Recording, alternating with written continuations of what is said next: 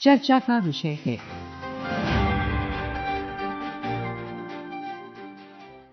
ये आकाशवाणी है। चर्चा का विषय है। कार्यक्रम में आज विश्व स्ट्रोक दिवस पर प्रस्तुत है स्ट्रोक के लक्षणों की जल्द पहचान, बचाव और उपचार पर परिचर्चा। इसमें भाग ले रहे हैं मानव व्यवहार एवं संबंध विज्ञान संस्थान के निदेशक और न्यूरोलॉजी विभाग के प्रोफेसर डॉक्टर राजेंद्र के धमीजा और लेडी हार्डिंग मेडिकल कॉलेज नई दिल्ली में मेडिसिन विभाग के प्रोफेसर डॉक्टर समीर गुलाटी। कार्यक्रम का संचालन कर रहे हैं आकाशवाणी संवाददाता कमल कुमार प्रजापति। आज 29 अक्टूबर है और 29 अक्टूबर का ये दिन इसलिए खास है क्योंकि आज हम मना रहे हैं वर्ल्ड स्ट्रोक डे। स्ट्रोक दुनिया भर में तो मृत्यु का एक बहुत बड़ा कारण है ही। भारत में भी अगर चौथा सबसे बड़ा मृत्यु का कारण कहा जाए तो स्ट्रोक ही कहा जाता है। और मृत्यु के साथ साथ जो डिसेबिलिटी है, दिव्यांगता है, उसमें भी स्ट्रोक एक बहुत बड़ा कारण है। और हम आज के कार्यक्रम में इसी विषय पर बात कर रहे हैं कि अगर त्वरित या समय पर उपचार किया जाए, स्ट्रोक का बचाव किया जाए, सावधानी बरती जाए, डॉक्टर की सलाह ली जाए और डॉक्टर की निगरानी में इसका ट्रीटमेंट किया जाए तो हम बहुत सी जानें बचा सकते हैं और हम स्ट्रोक से होने वाली जो शरीर को होने वाले जो परिणाम है उससे हम बच सकते हैं। तो आज हम कार्यक्रम में चर्चा के लिए स्टूडियोज में स्वागत करना चाहेंगे लेडी हार्डिंग मेडिकल कॉलेज के डिपार्टमेंट ऑफ मेडिसिन में प्रोफेसर समीर गुलाटी जी का। डॉक्टर समीर गुलाटी जी, बहुत बहुत स्वागत है आपका। Thank you so much and नमस्कार सबके लिए। सबसे पहले हम इस दिन की अहमियत के बारे में ही आपसे पहला विचार चाहेंगे। वर्ल्ड स्ट्रोक डे की क्या अहमियत है, क्यों हम इस दिन को आज मना रहे हैं? वर्ल्ड स्ट्रोक डे जो है आज के तारीख में मनाया जाता है, ये इसलिए बनाया जाता है ताकि हम लोग सारी जनता को इससे बता सकें कि कितना सीरियस एक तरीके का ये रोग है और इसको सही वक्त पे जानना कितना जरूरी है और इसके रोकथाम के लिए हम लोग क्या कर सकते हैं वो समझना बहुत जरूरी है। ये सब इससे जरूरी पड़ जाता है क्योंकि आजकल अगर हम टाइम पर अगर अस्पताल में पहुंच जाएं तो इसका इलाज बहुत अच्छे से हो सकता है। और इसमें इसलिए इस साल का जो थीम है, जो विषय है वर्ल्ड स्ट्रोक डे का, वो है एवरी मिनट काउंट्स, जिसको अगर मैं हिंदी में रूपांतरण करूं और बताऊं तो इसका मतलब है कि वक्त की बहुत कीमत है यहाँ पर। और अगर हम वक्त से अस्पताल पहुंचेंगे, जो कि कहा जाता है कि अगर पहले 4.5 घंटे में अगर हम अस्पताल पहुंच जाएंगे तो ऐसी दवा है जिससे इसके कारण, जैसे आप चर्चा कर रहे थे, कि डिसेबिलिटी का रोकथाम किया जा सकता है। तो ये सारा का सारा मरीज का जो देखा जाता है वो सारा अस्पताल में उसकी पूरी मतलब देखा जाता है, उसको समझा जाता है, उसकी दिक्कतों को समझा जाता है, जांचें होती हैं और उसके आधार पर फिर आगे का इलाज का सोचा जा सकता है। जी,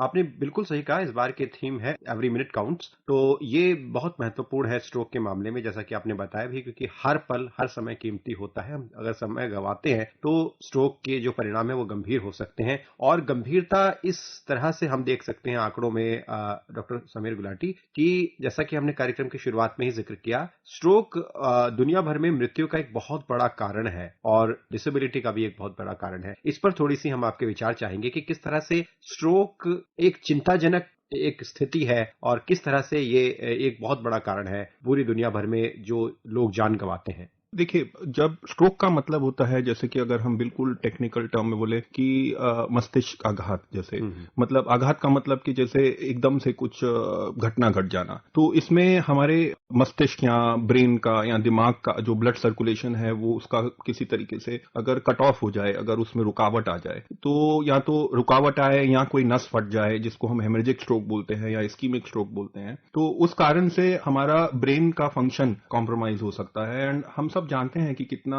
जरूरी अंग है ब्रेन हमारे पूरे जीवन के लिए। एंड अगर इसको बचाव में, अगर इसके इलाज में देरी होगी, हर मिनट कीमती है यहाँ पर, तो उतना ही हमारा दिमाग का फंक्शन में कॉम्प्रोमाइज रहेगा और हमारे जो आउटकम्स हैं वो अच्छे नहीं होंगे। आउटकम्स तो अच्छे नहीं होंगे, ये तो बहुत ही एक मतलब सीरियस इशू है, लेकिन इसके साथ इसको मरीज जो है अपनी जान भी गंवा सकता है अगर हम देर हो जाते हैं या अगर बड़ा स्ट्रोक होता है कोई। तो जी, तो स्ट्रोक क्या है, इस पर ही हम इस चर्चा को थोड़ा सा और आपके साथ सरल भाषा में आगे बढ़ाना चाहेंगे, जिससे कि हमारे श्रोता समझ पाए कि स्ट्रोक की स्थिति क्या होती है, किस तरह से हमारे मस्तिष्क में वो क्या चीज होती है जिसे हम स्ट्रोक कह सकते हैं और उसके बाद हमारी पूरे शरीर पर इसका असर पड़ता है। ये आपने बहुत अच्छा सवाल पूछा, क्योंकि जो मैंने पहले आपको समझाया कि स्ट्रोक बहुत ही सरल भाषा में समझाया कि स्ट्रोक में एक्चुअली में हो क्या रहा है, बट लेकिन अब हम पूरी जनता को ये बात समझनी है कि क्या ऐसे लक्षण होंगे जिसको हम स्ट्रोक मानेंगे, क्योंकि जहां हम इस बात को बार बार दोहरा रहे हैं कि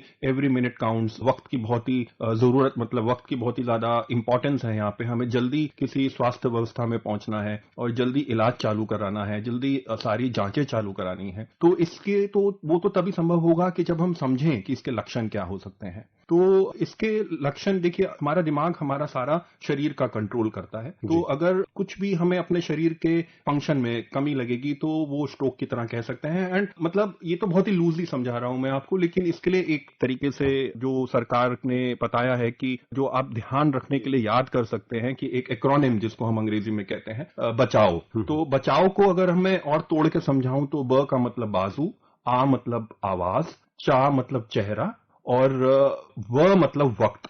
तो कोई भी स्थिति जिसमें आपको अपनी बाजू के फंक्शन में, आवाज के फंक्शन में, चेहरे के फंक्शन में अगर आपको कमी लगती है और अचानक, जैसे हम आघात की बात करें, अचानक कमी लगती है तो वो स्ट्रोक हो सकता है।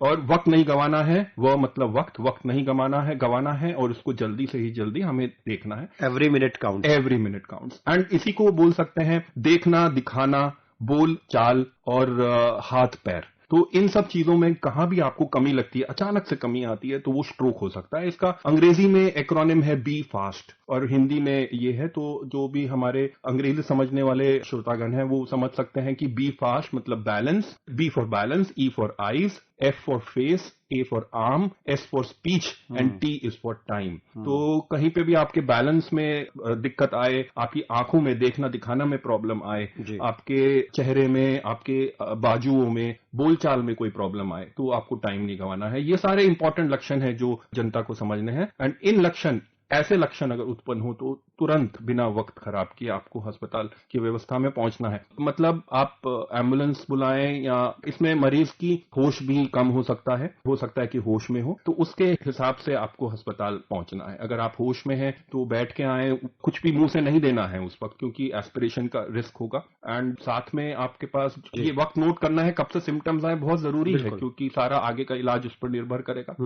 एंड आपके पास जो भी दवाइयां हैं, जो नहीं है, वो सब कुछ लेते हुए अपने किसी साथी के साथ आपको अस्पताल पहुंचना है। आपने लक्षणों की बात की, लेकिन हम कुछ और पूर्व लक्षणों की भी आपसे बात करना चाहेंगे। क्या ऐसे कुछ शरीर में जो हमारी दूसरी बीमारियां हैं वो भी प्रभावित करती हैं, वो भी कारण बन सकती हैं स्ट्रोक का? उदाहरण के लिए जैसे डायबिटीज, हाइपरटेंशन, मोटापा, या कोई अगर व्यक्ति नशे का आदी है, शराब का सेवन करता है, धूम्रपान करता है, तो इस तरह की जो पूर्व स्थितियां हैं, क्या वो एक कारण बन सकती हैं स्ट्रोक का? इस बारे में भी अगर आप थोड़ा डिटेल में हमें बताएं। बहुत अच्छा सवाल है ये। इसको हम लोग रिस्क फैक्टर्स की तरह मान सकते हैं स्ट्रोक का। एंड जब भी हम रिस्क फैक्टर्स की बात करते हैं तो दो तरीके में हम उसको विभाजित करते हैं, उसको डिवाइड करते हैं, modifiable and non modifiable. Modifiable वो रिस्क फैक्टर्स हैं जो हमारे हाथ पे हैं, जिसमें हम लोग मेहनत कर सकते हैं, हम अपने वो रिस्क फैक्टर्स को इंप्रूव कर सकते हैं, उनको हैंडल कर सकते हैं। नॉन मॉडिफाइबल है कि जो हमारे हाथ में अधिकतर नहीं रहते हैं, जैसे उम्र के साथ आ जाना, कोई कुछ जो बीमारियां हैं वो मेल्स में ज्यादा होती है, फीमेल्स में ज्यादा होती है, वो हमारे हाथ में नहीं है, या किसी फैमिली हिस्ट्री है, जेनेटिक बेसिस है, वो तो हमारे हाथ में नहीं है।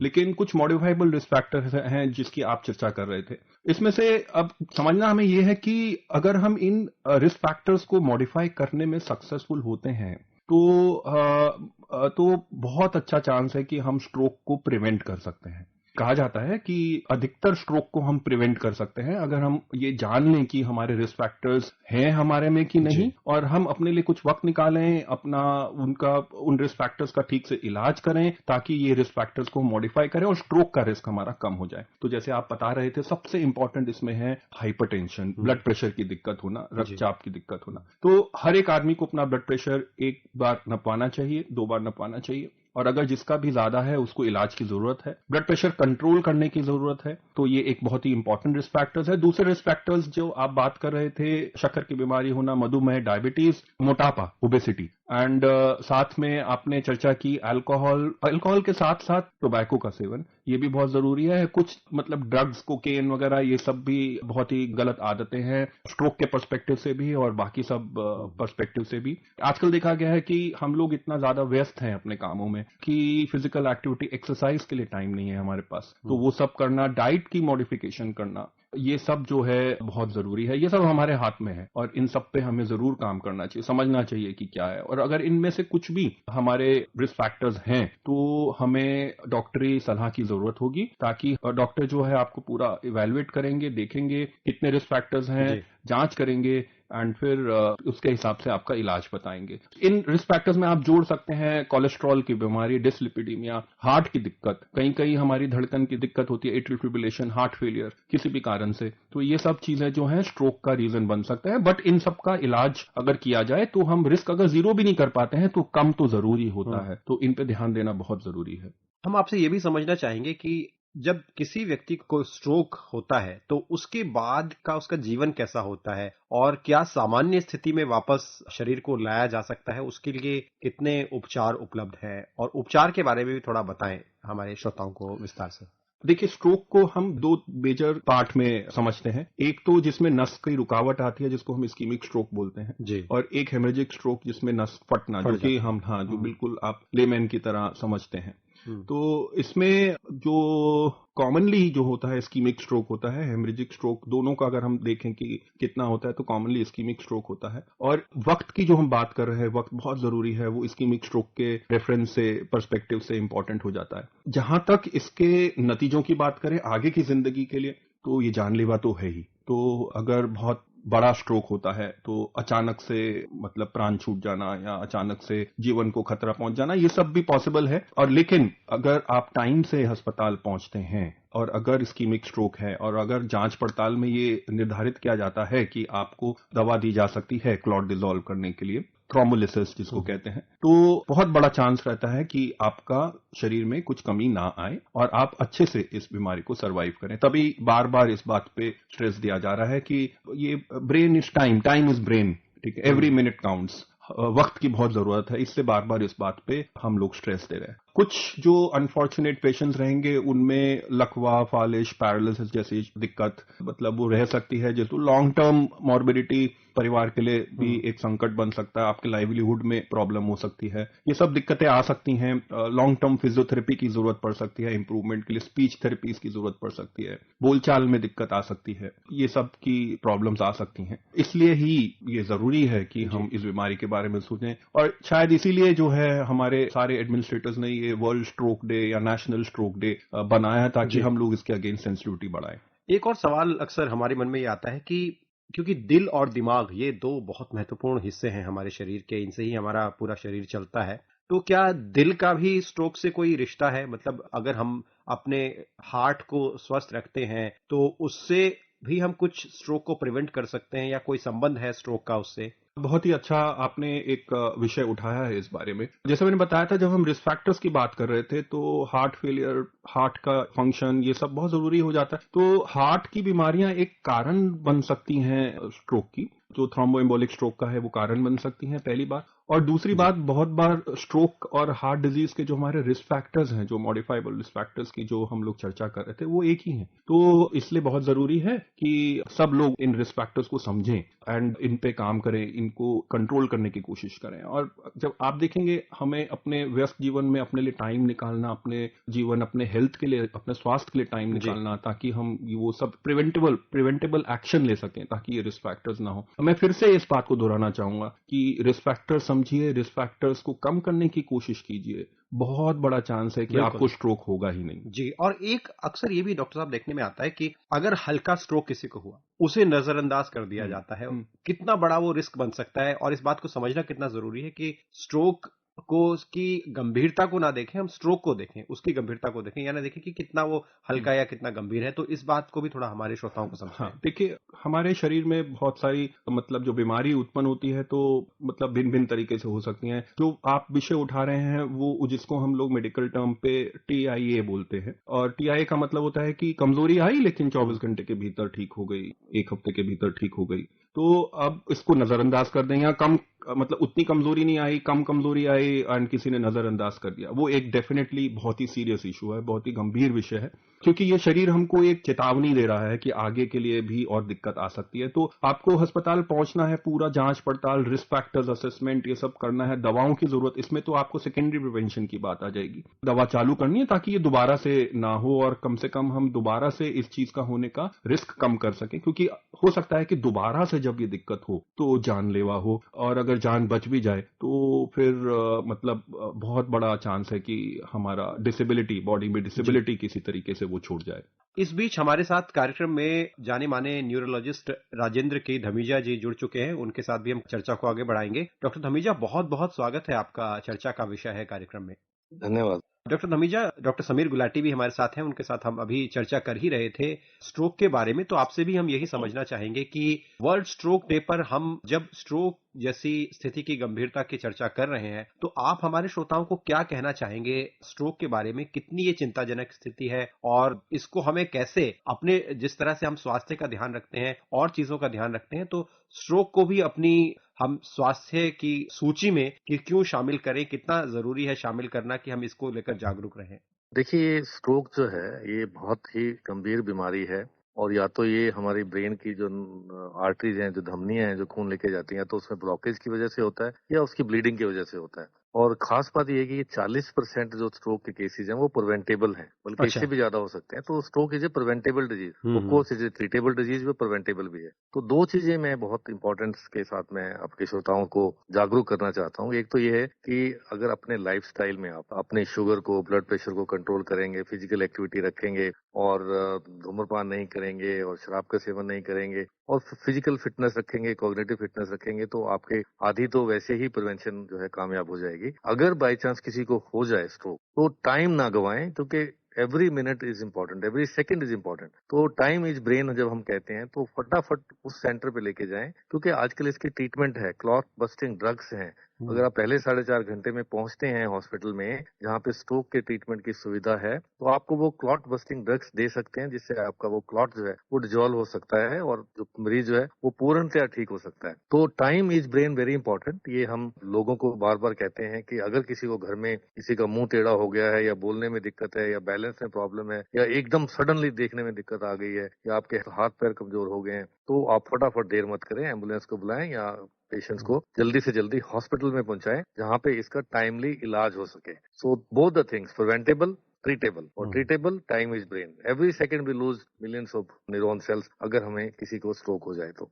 और स्ट्रोक जो है वो है कि अभी आप बातचीत कर ही रहे थे, चर्चा कर रहे थे कि डिसेबिलिटी का बहुत बड़ा कारण है, और this cripples the mind and body alike. किसी को पक्षाघात है, लकवा है, स्ट्रोक है, एक साइड पे पैरालिसिस हो गया है, तो आप अंदाजा लगा सकते हैं कि वो कितना बर्डन है फैमिली के ऊपर। लॉस ऑफ जॉब्स हैं, फाइनेंशियल इम्प्लीकेशंस हैं, और फिर ट्रीटमेंट भी है और रिहेबिलिटेशन भी है। तो इन सब चीजों को मद्देनजर रखते हुए मेरा ये आपसे अनुरोध है, आपके माध्यम से श्रोताओं से अनुरोध है कि इसके स्ट्रोक के रेड फ्लैग को पहचाने, वार्निंग साइंस को पहचाने। कई बार कुछ समय में क्या होता है कि आपको छोटे छोटे माइनर स्ट्रोक्स आते हैं, जिसको हम TIA बोलते हैं। 10 मिनट के लिए, 5 मिनट के लिए बोलने में दिक्कत आई है, सडनली हाथ सुन हो गया, पैर सुन हो गया, अचानक। मेन इंपॉर्टेंट है कि अचानक, सडन ऑनसेट जो है, अगर ये होता है तो बिवेयर रहें, फटाफट रहें और हॉस्पिटल में पहुंचे, और वैसे लाइफस्टाइल को चेंज करें, तो stroke is preventable disease also. हमने डॉक्टर समीर गुलाटी के साथ भी चर्चा की थी आज की थीम पर, एवरी मिनट काउंट्स, ये थीम है इस बार के वर्ल्ड स्ट्रोक डे का। इस पर भी अपने विचार जरूर रखें कि हर पल कितना कीमती है स्ट्रोक जैसी स्थिति के लिए, और कितना ये बचाव भी दे सकता है अगर हम समय का सही इस्तेमाल करें, और कितना खतरनाक भी हो सकता है अगर हम समय गंवाते हैं तो। बिल्कुल, मैंने अभी बताया कि बी फास्ट में T is for time, time is brain. तो हर मिनट में हम मिलियंस ऑफ जो न्यूरॉन्स हैं उनका वो दे डाई। अगर आपको हॉस्पिटल में नहीं टाइम से पहुंचेंगे तो ये इतना नुकसान हो सकता है कि जो आपकी क्लॉट बस्टिंग ड्रग्स हैं, जो आपको क्लॉट को डिसॉल्व करती हैं, अगर वो नहीं मिली टाइम पे, पहले हम 4.5 घंटे के लिए हम जो टाइम लिमिट रखी हुई है कि विद इन 4.5 आवर्स अगर आप हॉस्पिटल में पहुंचते हैं और आपकी ट्रीटमेंट शुरू हो जाती है, तो चांसेस आर कि आपकी रिकवरी अच्छी हो सकती है और डिसेबिलिटी कम हो सकती है। हम 90 डेज पे डिसेबिलिटी लेते हैं, जिसको हम MRS स्कोर बोलते हैं। तो उसमें ये पाया गया कि अगर विद इन 4.5 आवर्स अगर आप क्लॉट बस्टिंग ड्रग्स को इंस्टीट्यूट कर दें, दे दें, तो फिर आपका रिकवरी अच्छी होगी। और दूसरा जो स्ट्रोक का एक मेन कारण और भी है, जिसको हम ब्लीडिंग बोलते हैं या ब्रेन हेमरेज बोलते हैं, या जो हमारी धमनियां की जो फट जाती हैं या खून रिसाव होता है, तो उसका एक बहुत बड़ा कारण है हाइपरटेंशन। और हाइपरटेंशन है साइलेंट किलर। अगर आपका ब्लड प्रेशर कंट्रोल में है तो ये बहुत बड़ा रिस्क फैक्टर है, जोखिम कारक है जो स्ट्रोक का है। इसके अलावा दूसरे जोखिम कारक भी हैं, लेकिन ब्लड प्रेशर एक सिंगल ऐसी चीज है जो बिल्कुल हम सबको अपना ब्लड प्रेशर चेकअप करा के जो है मिनिमम पे रखना चाहिए। और अगर ड्रग्स चल रही हैं तो कभी भी उसमें कोताहित नहीं होनी चाहिए, रेगुलरली चेकअप कराना चाहिए। जी और ब्लड प्रेशर अगर कंट्रोल में है तो आपके ब्रेन हेमरेज के चांसेस कम हो सकते हैं। जी और वो एक अगेन जो है एक सीरियस बीमारी है और बहुत हैवी मोर्टेलिटी है उसमें उसमें मरीज के मृत्यु का भी चांस रहता है। तो इसलिए जितना जल्दी हो सकता है फिर अपना हॉस्पिटल में जाएंगे और डॉक्टर्स जो हैं वो न्यूरोलॉजिस्ट जो हैं वो या न्यूरोसर्जन हैं वो असेसमेंट करेंगे और आगे की ट्रीटमेंट की रूपरेखा तैयार करेंगे। तो टाइम इज इम्पोर्टेंट, जी जी इसीलिए कहते हैं एवरी मिनट काउंट। एक एक मिनट इंपॉर्टेंट है कि हॉस्पिटल में पहुंचना कितना जरूरी है। वहाँ पे सीटी स्कैन जितनी जल्दी हो सकता है उतनी जल्दी होना चाहिए। उसके बाद ट्रीटमेंट जितनी जल्दी हो जी। सकती है उतनी जल्दी शुरू होनी चाहिए। एक और आपसे सवाल मैं रखना चाहूंगा कि तकनीकी स्तर पर अगर हम बात करें तो ट्रीटमेंट की और डायग्नोस की स्ट्रोक को लेकर अभी तकनीकों में कुछ बीते वर्षों में कुछ बदलाव आया है और कैसे इसको लेकर और प्रोग्रेस जारी है, इस बारे में भी कुछ आप बताना चाहेंगे हमारे श्रोताओं को? जी बिल्कुल। पिछले 30 सालों में 1995 के बाद stroke treatment has been revolutionised. बिल्कुल ट्रीटमेंट चेंज हो गई है। ये जो क्लॉट बस्टिंग ड्रग्स मैंने बताई हैं वो पिछले 30 सालों से अब चल रही हैं। नए नए जो हैं हमारी ट्रीटमेंट और भी आई हैं जिसमें हम मैकेनिकल थ्रोम्बेक्टमी है, जैसे हार्ट में हम बैलूनिंग करते हैं, ऐसे ब्रेन की भी बैलूनिंग हो सकती है और हम क्लॉट को बाहर निकाल सकते हैं। ये सब चीजें पिछले 20 से 30 वर्ष के बीच में हुई हैं। और लेटली पिछले 10 साल में तो इंटरवेंशन बहुत हुई हैं जब ताकि हम ब्रेन में जो हम तार डाल के और सीधा ब्रेन की धमनियों तक पहुंच सकते हैं और देख सकते हैं क्लॉट है और क्लॉट को निकाल भी सकते हैं। तो ये सब इन्वेजिव जो है और जो मैकेनिकल थ्रोम्बेक्टमीज हैं ये एक बहुत बड़ा एडवांसमेंट हुआ है पिछले कुछ सालों में। और ये 24 घंटे तक हम कर सकते हैं और ये स्पेशलाइज सेंटर्स में हो सकता है जो एडवांस स्ट्रोक सेंटर्स हैं। और स्ट्रोक यूनिट्स बनी हैं। स्ट्रोक यूनिट के बनने का मतलब ये है कि कॉम्प्रिहेंसिव ट्रीटमेंट हम एक ही जगह पे देते हैं, जहाँ पे न्यूरोलॉजिस्ट भी है, वहाँ पे आपकी फिजियोथेरेपिस्ट भी है, ऑक्यूपेशनल थेरेपिस्ट भी है, स्पीच थेरेपिस्ट भी है, डाइटिशियन भी है, साइकोलॉजिस्ट भी है, स्ट्रोक नर्स भी है। वहाँ पे आपके ट्रीटमेंट की प्लानिंग है, आपकी सारी कॉम्प्लिकेशन को जो प्रिडिक्ट करके हम उसको बचाव कर सकते हैं। और फिर जब पेशेंट थोड़ा ठीक होता है तो उसकी रिहैब की प्लानिंग भी कर सकते हैं। तो स्ट्रोक यूनिट का आना एक जो हमारे एंटी थ्रोम्बोटिक ड्रग्स हैं जिसमें एस्प्रिन है, क्लोपिडोग्रेल है, डबल एंटी प्लेटलेट्स हैं, ये सब पिछले कुछ सालों में आया है। प्लस ऑफ कोर्स जो ये ब्रेन हेमरेज की जो ट्रीटमेंट भी अब कुछ सिलेक्टेड केसेज में हो सकती है और ये ट्रीटमेंट बहुत एडवांसमेंट हुई है। और इसके साथ साथ जो रेडियोलॉजिकल इमेजिंग की जो एडवांसमेंट हुई है जिसमें हम वेसल इमेजिंग करते हैं कि आपकी जो धमनियां हैं जो खून को लेके जा रही हैं उनकी इमेजिंग भी हम कर सकते हैं और उसमें हम देख सकते हैं कि कहाँ पे क्लॉट है, कितने क्लॉट हैं। और ये सब चीजें जो हैं एडवांसमेंट इन डायग्नोस्टिक हुई हैं और एडवांसमेंट इन थेरापेटिक्स और ट्रीटमेंट में भी हुई हैं। और इसके अलावा रिहेबिलिटेशन में बहुत एडवांसमेंट हुई है जिसमें मिरर थेरेपीज हैं, न्यूरोप्लास्टिसिटी है, ये सब डायरेक्ट करंट स्टिमुलेशन है, टीएमएस है, चीजें न्यूरो रिहेबिलिटेशन में आई हैं। और इसके अलावा जितनी भी हमारी नई नई ट्रायल्स चल रही हैं न्यूरो प्रोटेक्टिव के, हालांकि बहुत ज्यादा अभी उसमें सफलता नहीं मिली है, लेकिन आने वाले समय में ये और एक और एडवांसमेंट होने वाली है कि हम ब्रेन सेल्स को कैसे प्रोटेक्ट कर सकते हैं इवन आफ्टर ब्रेन इंजरी। बिल्कुल, ये बहुत अच्छी जानकारी दी आपने तकनीकों के संबंध में। बहुत धन्यवाद डॉक्टर राजेंद्र के दमेजा, आप कार्यक्रम में जुड़े और विस्तार से आपने वर्ल्ड स्ट्रोक डे पर हमारे साथ जानकारी साझा की।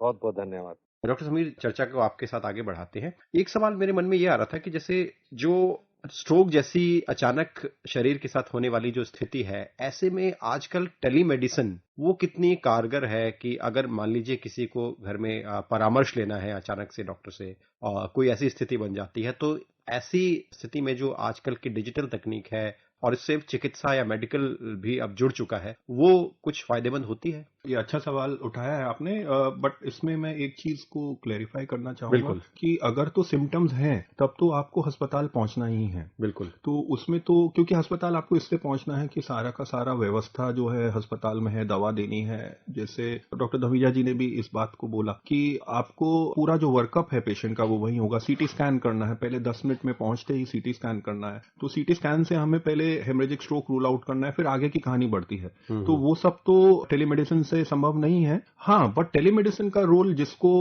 हमारी गवर्नमेंट का national action plan for stroke, जिसमें इस चीज को बताया गया है, जिसको टेली स्ट्रोक यूनिट्स बोलता है। मतलब जैसे एक डेडिकेटेड स्ट्रोक यूनिट्स हैं और एक व्यवस्था बनाई जा रही है देश में जिसको हम टेली स्ट्रोक बोल सकते हैं, टेली स्ट्रोक। तो इसमें क्या व्यवस्था करने का प्लान है कि जैसे जो छोटे सेंटर्स हैं जहां न्यूरोलॉजिस्ट की व्यवस्था नहीं है, न्यूरोलॉजिस्ट अवेलेबल नहीं है, वहां पे भी अगर मरीज पहुंचता है तो वहां पे सीटी स्कैन को टेलीमेडिसिन के माध्यम माध्यम से जो बड़े सेंटर्स हैं जहां पे न्यूरोलॉजिस्ट अवेलेबल है उनको भेजा जा सकता है टेलीमेडिसिन की व्यवस्था से और उनकी ओपिनियन ली जा सकती है। आगे का इलाज जो छोटे सेंटर के डॉक्टर्स की टीम है वो बड़े हॉस्पिटल की डॉक्टर्स की टीम, न्यूरोलॉजिस्ट की टीम, उनसे चर्चा करके आगे का प्लान बना सकती है। ये सवाल दरअसल इसलिए मेरे मन में आया क्योंकि जैसे आपने स्ट्रोक के एक्शन प्लान की बात की, तो जो भारत के दूर दराज के इलाके हैं जहां तक ऐसी स्थिति में कई बार अस्पताल तक पहुंचने में कई बार देरी हो जाती है, तो क्या ऐसा कुछ हो सकता है या व्यवस्था इसमें कुछ विचार है कि ऐसी स्थिति में टेलीमेडिसिन या और भी इस तरह की तकनीकों का इस्तेमाल हम कर सकें? बिल्कुल, ये हमारे गवर्नमेंट का भी विजन है और ये ऐसा होगा, है भी, बहुत सेंटर्स पे ऐसा है। और ये जिसको हब एंड स्पोक में मतलब हब एंड स्पोक भी बोला जाता है। तो हब का मतलब हुआ कि जो बड़े सेंटर्स हैं और स्पोक का मतलब जो छोटे सेंटर्स हैं। तो जो हमें चाहिए वो एक सीटी स्कैन की जरूरत आवश्यकता है इमीडिएटली, और साथ में हमें एक डॉक्टर्स की टीम की जरूरत है। अब न्यूरोलॉजिस्ट हर जगह अगर अवेलेबल नहीं है या न्यूरोसर्जन कहीं अगर अवेलेबल नहीं है, तो छोटे सेंटर पे भी किसी भी इलाज के अंदर हमें कमी ना महसूस हो, इसलिए इसको टेली स्ट्रोक व्यवस्था बनाई जा रही है। इसमें यही है कि सीटी को टेलीमेडिसिन के माध्यम से हम लोग बड़े अस्पतालों में भेज सकते हैं और वहां से हमें एडवाइस मिल सकता है कि आगे का प्लान क्या रख सकते हैं। अगर हम पब्लिक हेल्थ की बात करें तो उसमें स्ट्रोक की अभी आपको क्या स्थिति नजर आती है और कितना उसको प्रायोरिटी पर, प्राथमिकता पर रखना जरूरी है, जिससे कि चाहे हमारा रूटीन चेकअप हो उसमें हम स्ट्रोक को भी एक वरीयता के साथ ऊपर रखें, लोगों को इस बारे में जागरूक करें। तो पब्लिक हेल्थ में इसका ऊपर आना कितना जरूरी है और क्या हम इसमें सरकार के स्तर पर कितनी हम वरीयता रख रहे हैं अपने कार्यक्रमों में? पब्लिक हेल्थ में स्ट्रोक की अवेयरनेस करना बहुत ही जरूरी है और शायद इसी बात को मद्देनजर रखते हुए आज का हमारा जो नेशनल स्ट्रोक डे है और जो वर्ल्ड स्ट्रोक डे है का मतलब स्थापन किया गया है। तो उससे स्ट्रोक होने से पहले मेरा मानना यह है कि public health point of view से हम सबको समझना जरूरी है कि रिस्क फैक्टर्स क्या हैं, जिसपे हमने ऑलरेडी चर्चा की। और अब उन रिस्क फैक्टर्स के लिए हम एक आम नागरिक, हमारे श्रोता क्या कर सकते हैं वो जरूरी है। वो हमें पब्लिक हेल्थ के माध्यम से सब तक बात पहुंचानी है और आज के प्रोग्राम के माध्यम से शायद बहुत जरूरी है कि ये हम अच्छे से अपने श्रोता लोगों को बताएं कि आप रिस्क फैक्टर्स के लिए क्या कर सकते हैं। एक आप जीवन जिस तरीके से जीना है वो क्या जरूरी है। फिजिकल एक्टिविटी हमको जो WHO भी बोलता है और दूसरे तरीके से भी हम बोलते हैं कि एटलीस्ट 150 मिनट की मॉडरेट एक्टिविटी एक हफ्ते में सबको रखनी है। तो मॉडरेट एक्टिविटी का मतलब क्या हुआ कि brisk walking, cycling, swimming, dancing, ये आपका रस्सा कूदना, ये सारी चीजें जो हैं ये मॉडरेट एक्टिविटी में आती हैं और एक हफ्ते में 150 मिनट के लिए ये आपका होना चाहिए। 15 से 20 मिनट की ब्रिस्क वॉकिंग कम से कम 5 दिन एक हफ्ते में से होना चाहिए। एक ही जगह पे आपको 1 घंटे से ज्यादा नहीं बैठना है। उठिए 2-3 मिनट के लिए चलिए। ये बहुत जरूरी है हमारे उन श्रोताओं के लिए जो ऑफिस में काम करते हैं, कंप्यूटर के सामने बैठते हैं। एक घंटे में उठिए, आप पानी पीने जाइए, थोड़ा सा मतलब थोड़ा सा स्ट्रेचिंग आउट कीजिए और उस तरीके से कीजिए। खान पान, तो खान पान में आपको होल ग्रेन्स यूज करने हैं, वेजिटेबल्स लेने हैं, फ्रूट्स डालने हैं, सॉल्ट की कमी कम करनी है, ये सब बहुत जरूरी है। प्रोटीन की मात्रा आपको डाइट में बढ़ानी है। रिफाइंड कार्बोहाइड्रेट्स नहीं लेने हैं, तो ये सब बहुत जरूरी। पैकेट की चीजें, ये जूस, अननेसेसरी शुगर कंटेंट, ये सब आपको कम करना है। ये बहुत जरूरी है क्योंकि कहीं ना कहीं ये आपके स्ट्रोक के लिए रिस्क फैक्टर नहीं है, ये आपका हाइपरटेंशन, डायबिटीज, कार्डियोवास्कुलर रिस्क, सबके अंदर आता है। और तनाव को लेकर भी आप कुछ कहेंगे? तनाव मुक्त रहना क्यों तनाव जरूरी? बिल्कुल, मेंटल हेल्थ एक अलग से ही बहुत ही इंपॉर्टेंट इशू है क्योंकि मेंटल हेल्थ तो बहुत ही जरूरी है एंड वो भी एक तरीके से हमारा कहीं ना कहीं से स्ट्रोक और हार्ट डिजीज के साथ जुड़ जाता है क्योंकि कोई भी चीज जो हार्ट डिजीज की चीज बढ़ाएगी वो हमारा स्ट्रोक का रिस्क भी बढ़ाएगी। तो बिल्कुल इसी पर हम चर्चा की यहाँ समाप्ति करेंगे कि हम अपने जीवनचर्या को इस तरह से ढालें कि स्ट्रोक जैसी स्थिति ना बन पाए और अपनी एहतियात पूरी तरह से बरतें। जैसा कि डॉक्टर समीर गुलाटी और डॉक्टर राजेंद्र के धमीजा ने भी कहा कि ये एक प्रिवेंटेबल डिजीज है, तो अगर हम प्रिवेंशन रखते हैं तो काफी हद तक हम स्ट्रोक से बच सकते हैं। इसी के साथ आज की चर्चा को हम यही समाप्त करते हैं। डॉक्टर समीर गुलाटी, आपका भी बहुत बहुत धन्यवाद। कार्यक्रम में आप जुड़े और बहुत सी जरूरी सलाह हमारे श्रोताओं को आपने कार्यक्रम के जरिए दी। धन्यवाद। अभी आप सुन रहे थे स्ट्रोक के लक्षणों की जल्द पहचान, बचाव और उपचार पर परिचर्चा। इसमें भाग ले रहे थे मानव व्यवहार एवं संबंध विज्ञान संस्थान के निदेशक और न्यूरोलॉजी विभाग के प्रोफेसर डॉक्टर राजेंद्र के धमीजा और लेडी हार्डिंग मेडिकल कॉलेज में मेडिसिन विभाग के प्रोफेसर डॉक्टर समीर गुलाटी। कार्यक्रम का संचालन कर रहे थे आकाशवाणी संवाददाता कमल कुमार प्रजापति। ये कार्यक्रम आकाशवाणी के समाचार सेवा प्रभाग द्वारा प्रस्तुत किया गया। इसे आप हमारे mobile app news on AIR और YouTube channel news on AIR official पर भी सुन सकते हैं।